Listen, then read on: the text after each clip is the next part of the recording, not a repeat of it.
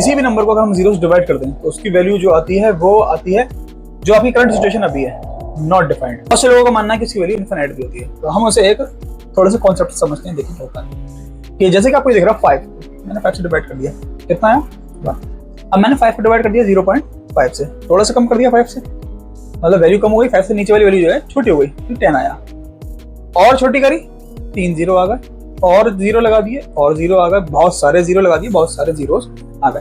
यहाँ पे अगर आपने एक ऑब्जर्व करो पैटर्न कि ये इससे छोटा है, ये से छोटा है, इससे छोटा, ठीक है, छोटे छोटे तो ले आ रहे हैं, ये वैल्यू बड़ी बड़ी बड़ी बड़ी। तो जैसे ही आप नीचे की वैल्यूज क्या कर रहे हो, छोटी करते चले जा रहे हो, वैसे वैसे ऊपर की वैल्यूज क्या हो रही हैं, बड़ी हो रही हैं। तो एक पॉइंट ऐसा आएगा नीचे वाली वैल्यू बिल्कुल जीरो के पास आ जाएगी, तो ऊपर वाला कहाँ पहुंच जाएगा, कितना जीरो लग जाएगा हमें नहीं मालूम, तो बहुत सारे जीरो लग जाएंगे।